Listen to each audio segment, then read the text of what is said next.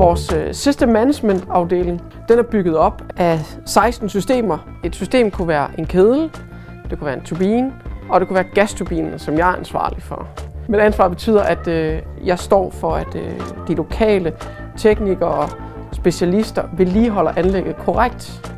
Det gode ved vores afdeling, det er, at vi hele tiden får lov til at hive os op i helikopteren.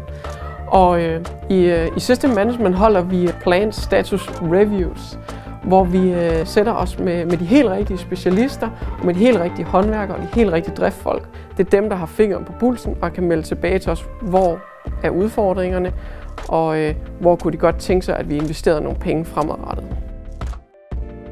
Søren, hvordan ser du egentlig min rolle som system manager? Jamen altså det er faktisk egentlig også så meget den der go-to-person. Altså hvis der er nogen i Ørsted Bio, der tænker et eller andet med gasturbiner, så skal de tænke Chris, fordi han kender strategisk vedligehold, han kender investeringer, han ved, hvad vi har lavet, og han ved, hvad der kommer. Og jeg er jo også bindeleddet imellem vores kraftværk, så hvis noget fungerer på Studstrupværket, måske vi skulle tage de erfaringer med til Avedøreværket, og se om vi kunne få det til at fungere lige så godt. Det er jo ikke en specialiststilling som turnaround manager, det er jo mere en generaliststilling. Altså det er jo projektledelse sådan i sin grundform, og så kan man sige, at en revision er jo ikke bare et projekt, det er sådan en slags projektportfolio.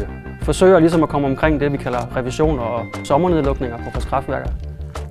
En revision er en periode, hvor vi ligesom lukker værket ned. Så man kan sige, at vores fornemmeste opgave med revisioner, det er at sørge for, at anlæggene kører fra revision til revision.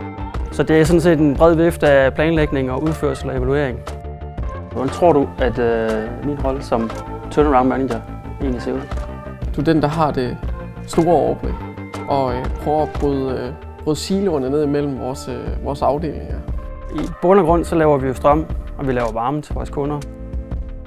Ja, altså en typisk arbejdsdag, det er meget afhængig af, hvorhen i fasen vi er. Og i planlægningsfasen, så er det meget en masse møder og koordinering.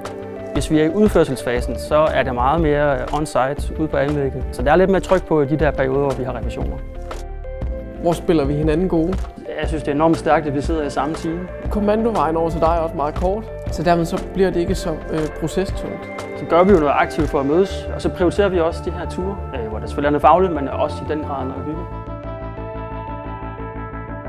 Ørsteds grønne profil, den betyder helt sikkert noget for mig i mit arbejde, men også i den fremtid, vi kigger ind i. Nu kan vi jo se de nye anlæg, de kommer. Vi kan jo se Carbon Capture og Power to X blive bygget derude nu. Og det synes jeg er enormt fedt at være med til. Det er en meget spændende tid. Der er plads til at fejle og plads til at lære i Ørsted. Det er noget, jeg sætter stor pris på. Alle har en eller anden form for ære omkring de her kraftværker. Altså alle synes egentlig, at deres kraftværk det er sgu det fedeste.